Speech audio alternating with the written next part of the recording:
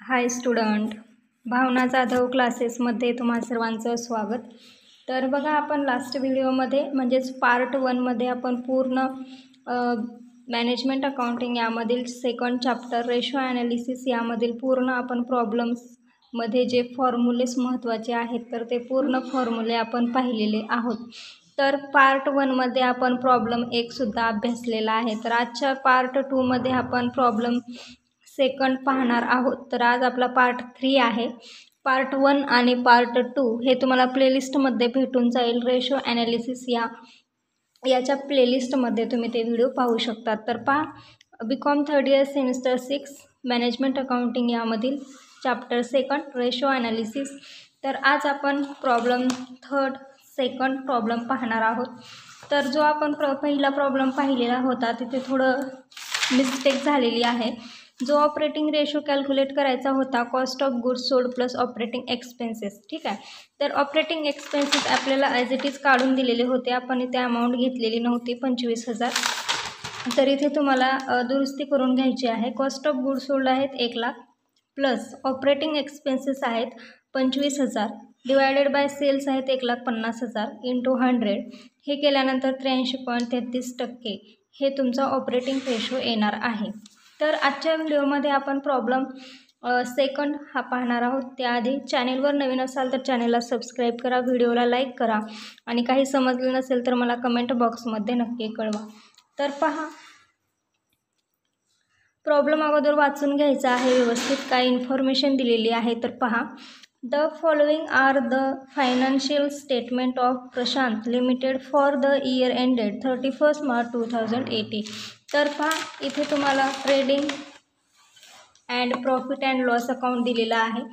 तर trading and profit and loss अकाउंटमधले काय काय लागणार आहे आपल्याला? Sales, opening stock, closing stock, त्याचबरोबर ग्रॉस प्रॉफिट जर आपल्याला कॅल्क्युलेट करायला सांगितलं, ऑपरेटिंग एक्सपेन्सेस, तर हे आपल्याला घ्यायचं आहे. तर पहा, बॅलन्स शीट दिलेले आहे, लायबिलिटीज असेट साईड दिलेले आहेत.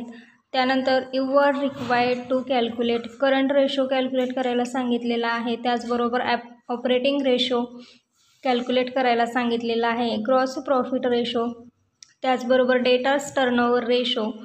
इथे काय म्हटलेलं आहे? ॲज्युमिंग 365 डेज इन अ इयर. इथे म्हटलेलं आहे की डेटर्स टर्नओव्हर रेशो हा कॅल्क्युलेट करत असताना तुम्ही तिथे आपण काय करत असतो? 360 डेज हे घेत असतो फॉर्म्युल्यानुसार, ठीक आहे. जेव्हा तुम्हाला ॲडिशनल इन्फॉर्मेशनमध्ये वेगळी माहिती दिली जाईल तेव्हा त्यांनी जेवढी सांगितलेली आहे तेवढे डेज तुम्हाला तिथे घ्यायचे आहेत. 360 इथे नाहीत म्हटलं तर किती? 365 डेज घ्या असं म्हटलेलं आहे. तर आपण 365 डे तुम्हाला घ्यायचं आहे. तर ते कुठे घ्यायचं आहे तर ते मी तुम्हाला सांगणार आहे. तर पहा, सगळ्यात आधी करंट रेशो काढायचा आहे. तर करंट रेशोचा फॉर्म्युला तुम्हाला पाठ झाला असेल. काय आहे करंट रेशोचा formula? Current asset divided by current liabilities. तर प्रॉब्लेममध्ये पहा, करंट असेट कोणकोणते आहेत? तर लँड अँड बिल्डिंग ही झाली fix asset, closing stock, sundry debtors, bills receivable आणि कॅश ॲट बँक ह्या आहेत करंट असेट. तर इथे तुम्हाला लिहून घ्यायचं आहे. तर बघा, इथे करंट असेट तुम्हाला इथे लिहून घ्यायचं आहे. त्याच्यानंतर डिवायडेड काय करायचं आहे तर करंट लायबिलिटीज. तर प्रॉब्लेममध्ये पहा, करंट लायबिलिटीज कोणकोणत्या आहेत? तर bills payable, other current liabilities, ह्या दोनच करंट लायबिलिटीज आहेत. तर इथे लिहून घ्यायचं आहे bills payable plus other current liabilities. Other current liabilities. इथे याचा अमाऊंट लिहून घ्या. क्लोजिंग स्टॉक किती दिलेला आहे? 2,98,000 प्लस सन्ड्री डेटास किती आहेत तर 82,000. बिल्स रिसिवेबल किती आहेत तर 60,000. त्यानंतर कॅश ॲट बँक किती आहे तर 60,000. त्याच्यानंतर बिल्स पेएबल किती आहेत तर 80,000 प्लस अदर करंट लायबिलिटीज किती आहेत तर 1,80,000. तर याची टोटल करा. 2,98,000 1000 plus 82,000 plus 60,000 plus 60,000 divided 80,000 plus 1,80,000 किती होतील सांगा लवकर. तर पहा, याची टोटल येईल 5 लाख आणि याची टोटल येईल 2,60,000. तर याला कॅल्क्युलेट करा. 5 लाख डिवायडेड बाय 2,60,000 किती येईल तर 1.92. तर आपण फक्त 2 डिजिट घेत असतो. 1.92 याचा रेशो काय आहे इज इक्वल 1 याचा रेशो आहे. त्यानंतर सेकंड आपल्याला काय सांगितलेलं आहे ऑपरेटिंग रेशो. तर ऑपरेटिंग रेशो याचा फॉर्म्युला काय आहे आपण मागच्याच लेक्चरमध्ये पाहिलेला आहे. Operating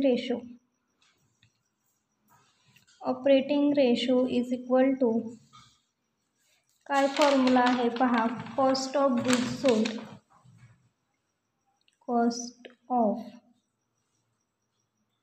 goods sold divided by sales, इथे प्लस ऑपरेटिंग एक्सपेन्सेस इंटू 100. तर पहा प्रॉब्लेममध्ये कॉस्ट ऑफ गुड्स सोल्ड कशा पद्धतीने कॅल्क्युलेट करायचं. इथे आन्सर लिहिण्यासाठी 4 लाईन सोडून द्यायच्या आहेत.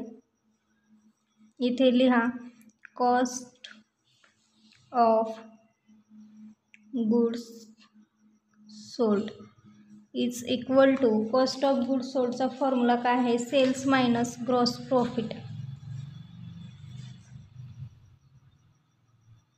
Cells minus gross profit. तर पहा प्रॉब्लेममध्ये किती सेल्स दिलेले आहेत तर 17 लाख हे सेल्स आपल्याला इथे घ्यायचे आहेत. मायनस ग्रॉस प्रॉफिट किती आहे तर 6,80,000 हा तुम्ही इथे लिहून घ्या. तर 1,17 लाखामधून 6,80,000 लेस करा किती राहतील तर 10,20,000 हे झालं कॉस्ट ऑफ गुड्स सोल्ड. त्यानंतर इथे काय दिलेलं आहे ऑपरेटिंग एक्सपेन्सेस. तर ऑपरेटिंग एक्सपेन्सेस तुम्हाला इथे ॲज इट इज दिलेलं आहे किती तर 3,90,000. तर ऑपरेटिंग एक्सपेन्सेस कॅल्क्युलेट करण्याची गरज आहे का तर नाही. तर पहा इथे कॉस्ट ऑफ गुड्स सोल्ड किती आलेला आहे 10,20,000 प्लस ऑपरेटिंग एक्सपेन्सेस किती आहेत 3,90,000 डिवायडेड बाय सेल्स किती आहेत तर 17 लाख इंटू 100 करा इज इक्वल टू करा किती येईल 10,20,000 प्लस 3,90,000. तर पहा इथे 10,20,000 प्लस 3,90,000 केल्यावर 14,10,000 हे उत्तर येईल. त्याच्यावर डिवायडेड करा 14,10,000 डिवायडेड बाय 17 लाख किती होतील इंटू 100 करा 82.94% हे तुमचं ऑपरेटिंग रेशो येणार आहे. त्यानंतर पहा तुम्हाला प्रॉब्लेममध्ये काय सांगितलेलं आहे ग्रॉस प्रॉफिट रेशो कॅल्क्युलेट करायचा आहे. थर्ड काय आहे ग्रॉस प्रॉफिट रेशो. इथे लिहा ग्रॉस प्रॉफिट रेशो. तर ग्रॉस प्रॉफिट रेशोचा फॉर्म्युला काय आहे पहा gross profit divided by cells into 100. काय आहे ग्रॉस प्रॉफिट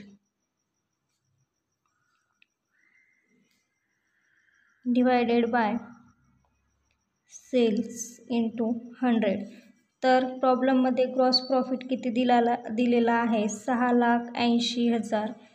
सेल्स किती दिलेले आहेत तर 17 लाख इंटू 100 करा काय उत्तर येईल पहा. तर ग्रॉस प्रॉफिट रेशो हा पर्सेंटेजमध्ये येईल 40%. त्यानंतर सेकंड रेशो आपल्याला सांगितलेला आहे डेटर्स टर्नओव्हर रेशो. तर कसा कॅल्क्युलेट करायचा आहे, इथं काय सांगितलेलं आहे, ॲज्युमिंग 365 डेज इन अ इयर, म्हणजे 360 ऐवजी 365 डेज तुम्हाला घेऊन डेटर्स टर्नओव्हर रेशो कॅल्क्युलेट करायचा आहे. तर डेटर्स टर्नओव्हर रेशो हा टाईम्समध्ये येणार आहे. तर डेटर्स टर्नओव्हरचा इथे तुम्हाला फॉर्म्युला लिहायचा आहे. काय आहे फॉर्म्युला? चौथा, debtors turnover ratio.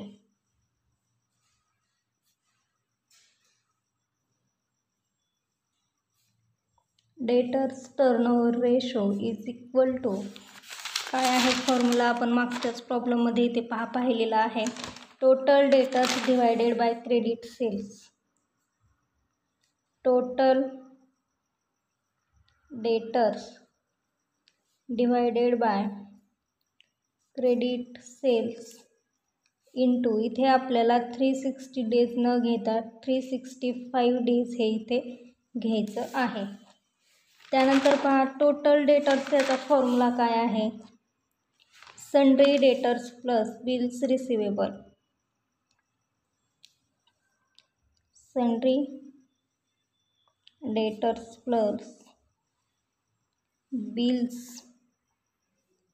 Receivable divided by credit sales into 365 days is equal to, तर सन्ड्री डेटर्स प्रॉब्लेममध्ये पहा किती दिलेले आहेत.